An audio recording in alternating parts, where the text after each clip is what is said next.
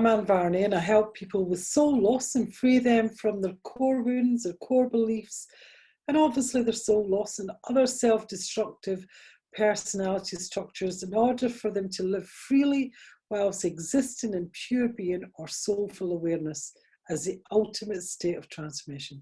I assist my clients in freeing themselves from the chains they've wrapped themselves in with a no-nonsense approach, getting deep, deep work for the client and for their energy, mind, body and spirit as I work with them all holistically without the use of prescriptive drugs or with great effect. And I have free training in the comments with a free gift also of resetting your DNA hologram vibration at a vibrational level to change the manifesting vibration that you're putting out to the world. So feel free, let me know how it goes with them, as it's always great to get great feedback. So in this video today, I'm going to discuss soul loss and how you can help yourself and what is soul retrievals. Because beneath soul loss or most headaches is a heartache, you know. It's a natural protective mechanism of ours to think our way around wounds instead of feeling our way through them. In this day and age, we just want to escape. We just want to run away from them. I've just had a client just this minute who she literally runs because she wants to run away from her trauma. You know, and what we can do to stop feeling the pain we're feeling and how we can really change ourselves to be more acceptable, how we can numb ourselves to outside forces beyond our control. And because no one wants to feel pain, most of us carry around heavy clouds with us all day long. And we can't quite pinpoint what the source of our suffering is. We just know that it hurts. You know, we have pain. This pain just becomes a new norm for us. So what is this chronic suffering, this persistent emptiness, this dissatisfaction and loneliness that we carry around, you know? Its name is soul loss. So what is soul loss? So whenever we hear we suffer physical or emotional trauma, it is said a part of our soul flees the body in order to survive the experience. So with every cut and wound, our essence and vitality grow weaker. And this process is called soul loss. And soul loss is also known in psychological terms as dissociation. And it's what happens when we become disconnected from the very core of ourselves, the source of our vitality, our soul. And soul loss, contrary to popular belief, does not mean literally losing your soul. Instead, it refers to the experience of losing touch with your soul. So your soul is always there in the backdrop of your life, but it's not always accessible due to the psychological traumas, the abuses, the blockages that have taken root within you, you know. So how do we regain connection with our souls? We do this through a practice of inner work, of soul retrieval. So I say, what is a soul retrieval? So soul retrieval is a shamanic term that refers to reintegrating those lost parts back into the person to create healing. And these days, however, soul retrieval can be understood as a practice of reintegrating dissociated and repressed parts of the psyche. So when a certain part of us is unconscious, it really can wreak havoc in our lives and starve us of our vitality. You know, we wind up feeling confused, lost, anxious, depressed, and overwhelmed by these shadowy parts of us. By bringing them to consciousness, by practicing soul retrieval, we remove the blockages that obscure our souls and create more inner peace and harmony. Soul loss and shamanism really go together hand in hand. And soul loss is understood to be a spiritual illness. In other words, when a part of our soul fragments, all kinds of emotional, physical, and mental diseases occur from our life force energy. It is therefore seen as a vital for parts of the soul to return back to wholeness again. So the difference between the shamanic perspective of soul loss and the modern perspective of soul loss is that a shamanic worldview, the soul can get fragmented, even travel to other dimensions to get lost. And it's the shaman's job is to bring those soul parts back. So, but in the modern perspective, The soul or the self remains whole and intact, but it's our psyche, our mind, that fragments and needs to be healed in order to regain access to the soul. Whichever angle you prefer, the reality is that we all experience a level of soul loss in our lives, and many people don't feel whole. Ask yourself this question: when was the last time I felt absolutely whole and complete? Answer in the comments. Yeah? And if you're like most people, that time may have been back in childhood, perhaps wasn't even in childhood, and you can't even remember a time when you ever felt whole. Because of the mass phenomenon of soul loss, issues such as addiction, chronic illness, diseases, abusive relationships, crime, shopaholism, workaholism, it runs rife in our society. You know, all of these issues stem from soul loss: the anxiety, you know, the depression, the suicidal thoughts, all come from soul loss. And in shamanism, soul loss describes a fragmentation of the soul. And interestingly, soul loss shares similarities with what contemporary psychology calls dissociation. The splitting of the psyche is responsible for its response to traumatic and shocking or difficult experiences or abuse, you know. So what causes soul loss? Anybody know? Because soul loss comes from any form of abuse: sexual, emotional, physical, or mental, grief, pain, and fear that has made you helpless. Addictions is another one.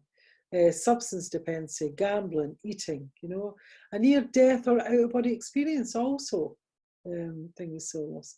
Being forced to act against your morals, you know, an experience of intense rejection or abandonment, or witnessing the unexpected death of someone, or a sudden and shocking accident or death, you know, entering a relationship that is really destructive, you know, with a narcissist, you know. Soul loss or dissociation are devices that the brain uses to survive potentially destructive, traumatic events. In other words, soul loss happens to protect you initially, rather than to hurt you. And this is a natural protective mechanism. So every wound must be healed, otherwise it just festers. And when we neglect to heal these blocked off parts of ourselves and give them air, we're left with a chronic feeling of unwholeness. And eventually, this is when we suffer from chronic issues such as anxiety, depression, physical and mental illnesses as a result of soul loss.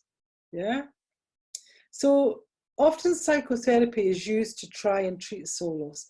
But while the psychotherapeutic approach can sometimes work, often it reaches a stalemate. Why is this?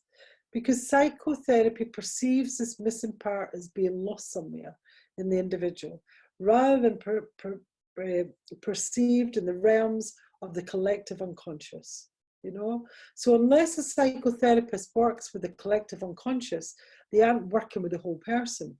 The shaman, on the other hand, assumes that soul loss is a spiritual illness, you know, and that the dissociated parts can leave the body and wander into other realms, non-order reality, you know, the upper, the middle, or the lower world, and as a result of shock or trauma. And these realms are often inaccessible and are guarded by heavy defenses that make it difficult or sometimes impossible for the affected person to go there on their own without the guidance of shamanic therapy. So over time, the soul loss resulting from not integrating those traumatic experiences, whether through psychotherapy or shamanic intervention, can become obstacles in our personal development. The soul loss can result in anxieties, depression, addictions, compulsions, as well as that chronic fatigue, you know, fibromyalgia, all these illnesses. So why does the soul fragment? You know, it's in the same way that you become unconscious when you're experiencing immense amounts of physical pain. Your psyche is wise and knows its limits. Your mind knows what it can and can't handle. So it fragments and dissociates or scatters as a survival mechanism to protect itself from feeling the fullness of pain. And this splitting of the psyche only becomes an obstacle when the pieces are actively retrieved. And this is what leads to chronic depression, suicidal tendencies, post-traumatic stress syndrome, addictions, immune deficiency problems, and grief that refuses to heal. You know, that goes on for years and years. However, the retrieval of these lost pieces is not the end of the work. We must then learn how to integrate them back into our lives in order to recover the vital power, potential, and energy they possess. Now, I've actually heard some people who went for a soul retrieval, and I've asked them, what was your integration? And they've said, I've not had any integration. Well, you can bet your bottom dollar, because they've not had any integration, that soul part will leave them again, because it hasn't integrated, you know? Because without these lost parts, we don't feel whole. Instead, we feel weak, depressed, anxious, or empty.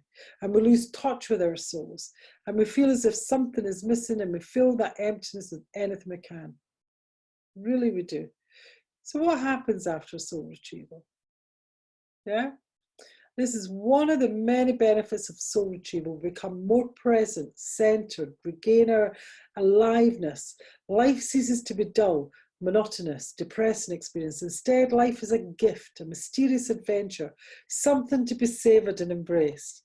And once we've recovered these lost pieces of ourselves, we can experience many other benefits. We feel more grounded and solid in our body. We feel energized and awake and more alive. We have greater presence in the world, and there's more awareness of our choices, our behaviors, and our decisions. We feel so much lighter with so much joy, and there's awareness of huge amounts of energy you didn't know you had. And you also have mental clarity and a new sense of hope, where you feel physically well, and you don't have nowhere near as much sickness as what you used to. And you have a sense of purpose and a renewed direction and a feeling of clarity. You have a deeper sleep.